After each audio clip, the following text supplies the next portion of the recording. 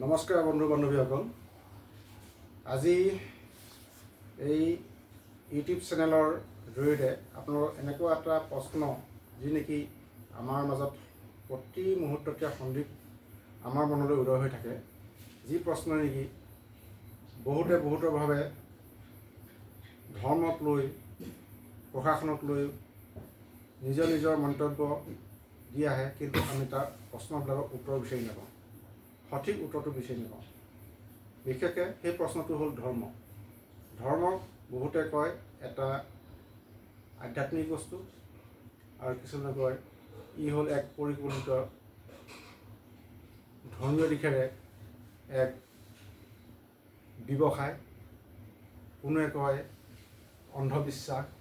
সেয়েহে আমি ইয়াৰ সঠিক উত্তৰবিলাক আমি বিচাৰি নাপাওঁ, যি নেকি বিচাৰি গ'লেও আমি সাগৰৰ পাৰ বিচৰাৰ দৰে অনুভৱ কৰোঁ, উৰহী গছৰ ওৰ বিচাৰি ফুৰাৰ দৰে আমি অনুভৱ কৰোঁ।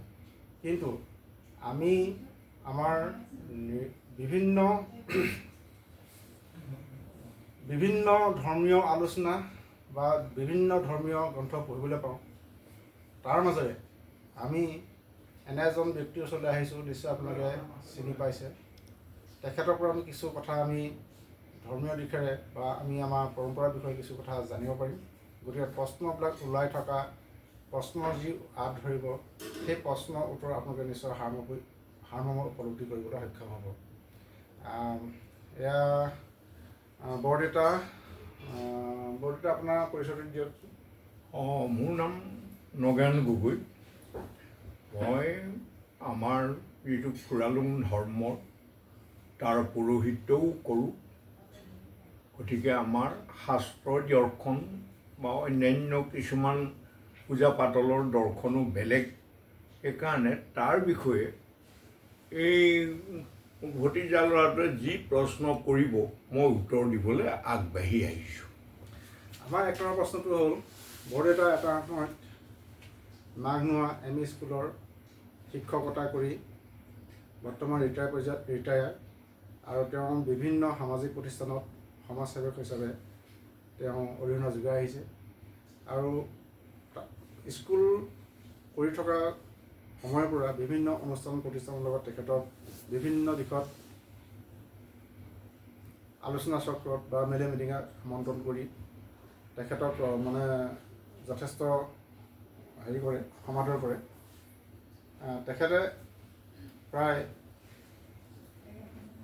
73লৈকে ভাওনা সভা, নাটক, এনেকৈ বিভিন্ন দিশত তেওঁ ভাওনাৰ যিবিলাক কম্পিটিশ্যন হয়, ভাওনা সভা, ভাওনাত নাটকত যথেষ্ট সুনাম অৰ্জিত কৰিছিলে। কিন্তু সেই ভাওনা ত্যাগ কৰি আজি এনেকুৱা এটা আমাৰ অসমৰ বুৰঞ্জীৰ ওপৰত চক্ষু দি যি সেই সমাজৰ পৰা আঁতৰি বেলেগ এটা সময়ৰ আৰু পৰ্যায়লৈ পৰ্যায়ভূত হৈছে, কিয়নো আহিল সেইটোকে আপোনালোকক জনাব বিচাৰিছোঁ। বৰ্তা, এটা সময়ত আপুনি বহুত ভাওনা কৰিলে, বিভিন্ন ভাগৱত আপুনি অধ্যয়ন কৰিলে, কিন্তু কিয়নো আজি সেই হিন্দুবাদৰ পৰা ফালৰি কাটি আহি ফুৰালুং সমাজত আপুনি নিজকে বিলীন কৰি দিলে, সেই বিষয়ে জানিব বিচাৰিছোঁ। আৰু হিন্দু ধৰ্মৰ পৰা আমাৰ এই ধৰ্ম কি ধৰণে দেখাত একেই হ'লেও সাদৃশ্য হ'লেও তাৰ কিছুমান প্ৰায়মাত্ৰ আছে, সেই বিষয়লৈ অকণমান কওক। মই ভাওনা এইবিলাক অন্যান্য হিন্দুৰ নাম কৃষ্টিটো মই একালত বৰ আগ্ৰহী আছিলোঁ আৰু কৰিছিলোঁ। শেষত মই এটা জ্ঞান পালোঁ যে সেই জ্ঞানটো কি, প্ৰকৃততে ভাওনা বস্তুটো হ'ল উপৰি পুৰুষৰ ক্ষমতা।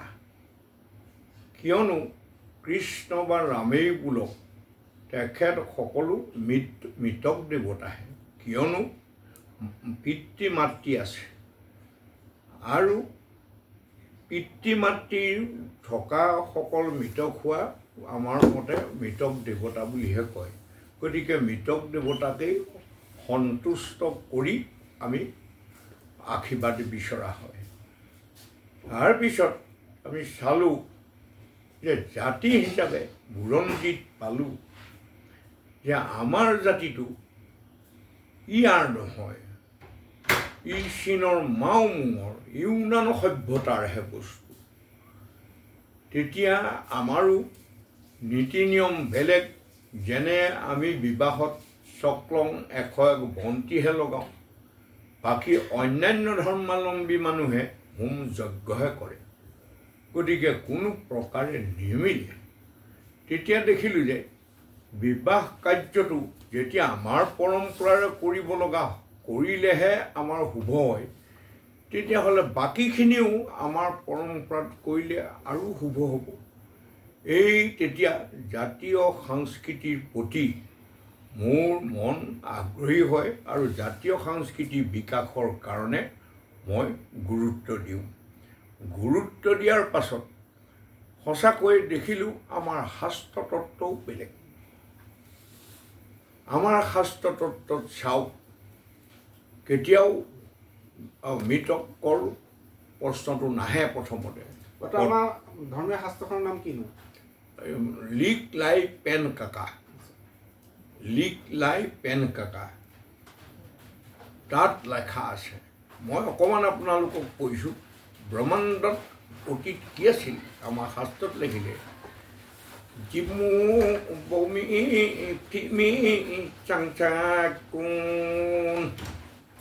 লালা জুচি প্লাও বমিলুং। আদিতে এই ব্ৰহ্মাণ্ডত একোৱেই নাই। বায়ু ব্ৰহ্মবোলক চন্দ্ৰ সূৰ্যবোৰ একোৱেই নাই। একোৱেই নাইকিয়াত সৰ্জন কৰা যিটো মহাশক্তি, সেইটো ফাটো চিং টং হুং, সেই মহাশক্তিক আমি ফ্ৰা বুলি মাতোঁ। তেওঁৰ পিতৃও নাই, মাতৃও নাই, স্বয়ম্ভু শক্তিৰ বস্তু। সেইকাৰণে সেইজনী ভগৱান। গতিকে আৰু কৈছে যে আমি বন্তি লগাই কিয় উপাসনা কৰোঁ। সেইটো শাস্ত্ৰত লিখিছে, লুটপুট ফাটু চিং ফ্ৰং হুং, লুটপুট বমি ফা, লুটপুট বমি ফা প্লাউতে। সেই লুপথুপীয়া বুলি কৈছে। বৌমি আকৌ তাক বোলে চুবলৈও নোপোৱা। আকৌ ভিতৰখনো উত্তপ্ত ফা। সেইটোক তেতিয়া এই বলয় আকাৰে আমি এতিয়াও আকাশখনে আমাক চৰুৰ দৰে হাঁফু মাৰি ধৰিছোঁ, পুৰা বাস্তৱৰ লগত মিলি। সেই নিচিনা মানে কেও দিশত তেওঁ আৱৰি বস্তুটোক যেনি তেনি ঘূৰিব নিদিয়া হোৱাত বিস্ফোৰিত হৈ সেইটো লিখিছে, লুটপুট বমি ফা পাখাম চিং হ ফিৰিংগতি টুকুৰা হ'ল। সেই ফিৰিংগতিবিলাক এই যিমান দল আঁতৰি গৈ ৰ'ল, সেইখিনিয়ে নক্ষত্ৰৰাজি হ'ল। সেইকাৰণে জ্যোতি ব্ৰহ্ম আমাৰ মতে ঘূৰাৰ প্ৰথম স্থাপন। সেইকাৰণে আমি জ্যোতি সাক্ষী কৰোঁ। আৰু এইখিনি অধিকাৰী ঐশ্বৰ্য বিভূতি, যেনে এতিয়া ধৰি লওক সূৰ্যটোত ইউৰেনিয়াম, ৰেডিয়াম, থৰিয়াম, হিলিয়াম এই পদাৰ্থবিলাকে প্ৰজ্বলিত হৈ জ্বলি আছে। নিৰাকাৰ এই শক্তিত সেই পদাৰ্থবিলাক কেনেকৈ সৃষ্টি হ'ল, বিজ্ঞানেতো তেতিয়া ঢুকি পোৱা নাই। যিজনে সৃষ্টি কৰিলে সেইজনে মূল সত্তা। সেইটো আমাক কোনে কৰিলে? ফ্ৰাই কৰিলে। সেইকাৰণে দেখিলোঁ শাস্ত্ৰীয় তত্ত্বটো বহুত গধুৰ।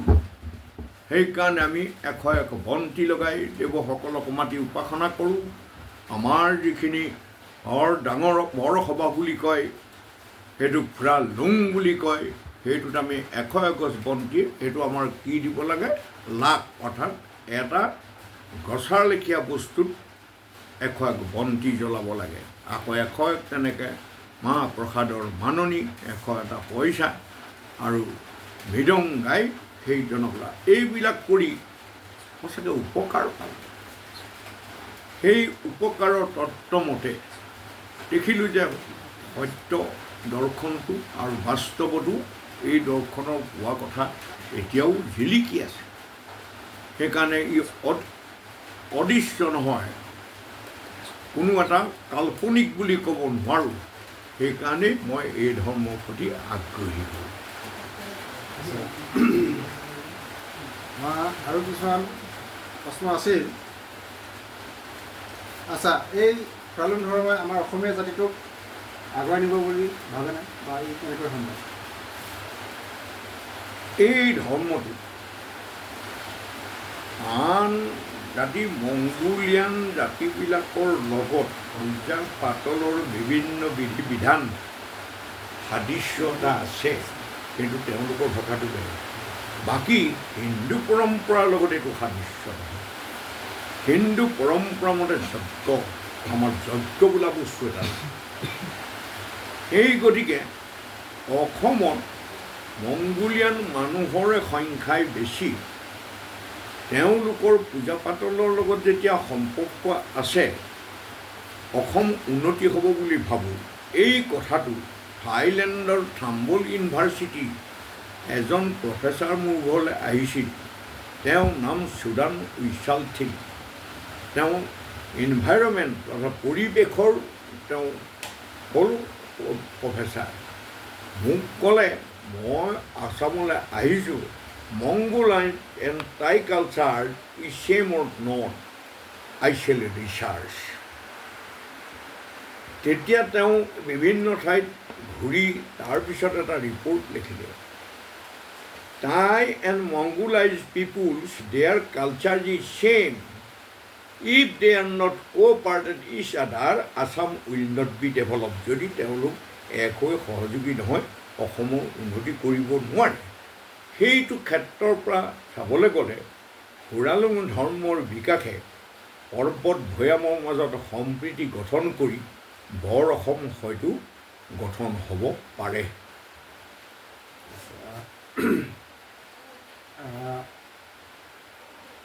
প্ৰকৃততে আমাৰ এই ধৰ্মটো আমাৰ বিজ্ঞানৰ লগত কিবা সামঞ্জস্য আছেনে? এই ধৰ্মটো পুৰা বিজ্ঞান ধৰ্মৰ লেখীয়া। তাক কেনেকৈ কৈছোঁ, এতিয়া প্ৰত্যেক বস্তু চাৰিটা শক্তিত জীৱ সৃষ্টি হয়: জল, স্থল, আকাশ, জ্যোতি। এই সত্তাকেইটাৰ ভিতৰত এটা সত্তা নহ'লেই তাত জীৱ সৃষ্টি হ'ব নোৱাৰে। যেনে পানী আৰু বায়ু সত্তা নথকাৰ কাৰণে আজি চন্দ্ৰত জীৱ নাই। যদি কোনো গ্ৰহত এই সত্তাখিনি আছে, তাত জীৱ আছে। তেতিয়াহ'লে এই সত্তাখিনিতো আকৌ ফালিছে। এটা সত্তাত 24টাকে তত্ত্ব আছে।